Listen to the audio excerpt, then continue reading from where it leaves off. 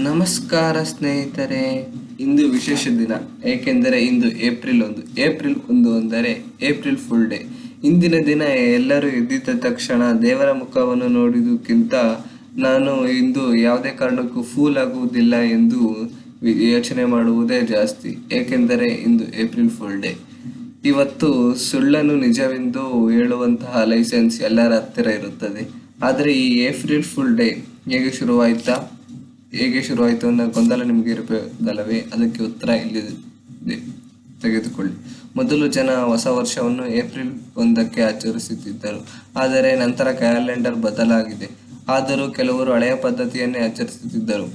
ಅಂದಿನಿಂದ ಅವರನ್ನು April pool ಎಂದು ಕರೆಯಲು ಶುರು ಮಾಡಿದರು.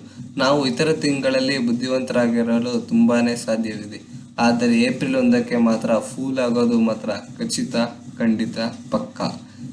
ಇವತ್ತು ನಮ್ಮ ಸ್ನೇಹಿತರು, ಕುಟುಂಬದವರು, ಸಹೋದ್ಯೋಗಿಗಳು ನಮ್ಮ ಮುಂದೆ ಬಂದು ಅತ್ಯಂತ ಗಂಭೀರ ಮುಖದಲ್ಲಿ ಸುಳ್ಳನ್ನು ನಿಜವೆಂದು ಹೇಳಿಬಿಟ್ಟಿರುತ್ತಾರೆ. ಆದರೆ ಅದನ್ನು ನೀವು ಯಾವುದೇ ಕಾರಣಕ್ಕೂ ನಂಬಬೇಡಿ. ಮತ್ತು ನೀವು ಯಾರಿಗೆ ಪ್ರ್ಯಾಂಕ್ ಮಾಡುತ್ತೀರೋ ಅವರನ್ನು ತುಂಬ ಪ್ರೀತಿಸಿರುವಿರಿ, ಯಾಕೆಂದರೆ ಅವರ ಹತ್ತಿರ ನಿಮಗೆ ತುಂಬ ಸಲಿಗೆ ಇರುತ್ತದೆ.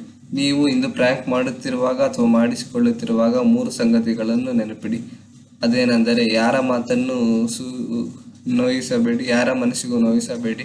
ನೀವು ಪ್ರ್ಯಾಂಕ್ ಮಾಡುವಾಗ ಅತಿಯಾಗಿ ನಂಬಬಾರದು. ಯಾರಾದರೂ ನಿಮಗೆ ಪ್ರ್ಯಾಂಕ್ ಮಾಡಿದರೆ ಬಿಗಿದುಕೊಂಡು ನಕ್ಕಿಬಿಡಿ. ಇನ್ನು ಕೊನೆಯದಾಗಿ, ಎಲ್ಲರಿಗೂ ಹ್ಯಾಪಿ ಏಪ್ರಿಲ್ ಫುಲ್ ಡೇ. ನಾನು ಮತ್ತೆ ನಿಮ್ಮ ಮುಂದೆ ಹೊಸ ವಿಷಯಗಳನ್ನು ತೆಗೆದುಕೊಂಡು ಬರುತ್ತೇನೆ.